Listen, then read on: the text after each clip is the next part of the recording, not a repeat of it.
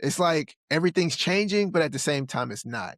And I think that we're in this hallway phase where everybody wants out with the old, in with the new, but it can't really happen. So we're not fully manual anymore. Awesome. But we're also not fully automated. Awesome. Not mad at it. So when you walk into these warehouses, you don't see one system. You see people, you see forklifts, you see scanners, you see software, dashboards, conveyors, and sometimes robots. But they're all layered on top of each other. And it's crazy because like some of these tools are brand spanking new, and then some of these tools are very old. So I was visiting a manufacturer a couple of weeks ago, and we're talking about some of the solutions they want to implement and the reasons why they couldn't implement some of the solutions that they thought would be really good for them. And one of the reasons why they could not implement is because they have these machines that are about 50 plus years old and they are workhorses. They're great for business. They're paid for. They have the output that they need. And all they have to do is repair them and they run like brand new. Crazy, right? But because these machines are so old, the people working on these new systems that they're trying to introduce into the manufacturer, they weren't even alive when these machines were created. So just to tell you, these machines that they've had have been over 50 years.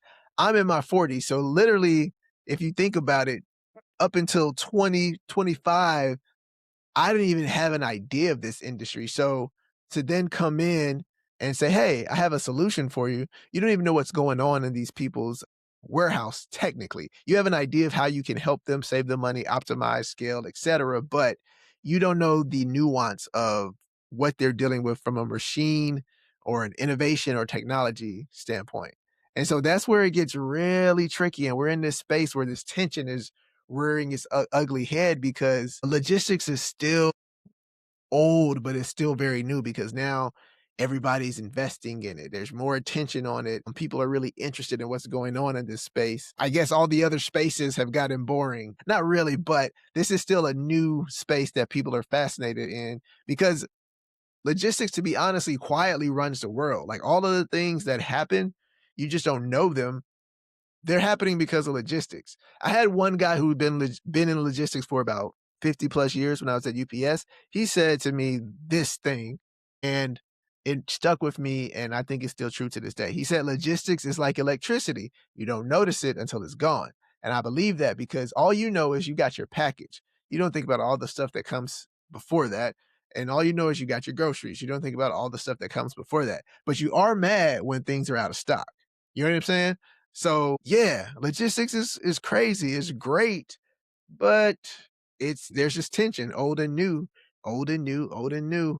So how do we get this technology, these software, these machines to match labor? If we automate in this area, what do we do with the labor? Warehouse prices are increasing, cost per square foot is increasing, labor is increasing. How do we make all these synergies work, even though they're needed, can't necessarily get rid of people? And even if you think you can get rid of people, the legacy knowledge that they have and the information of how the business really runs, you can't just replace that. So there is this heavy need for manual labor, people, blue collar jobs, etc. And then there is this need for we want to grow, we want to scale, we want to automate. Both very important. Hopefully you're interested in logistics.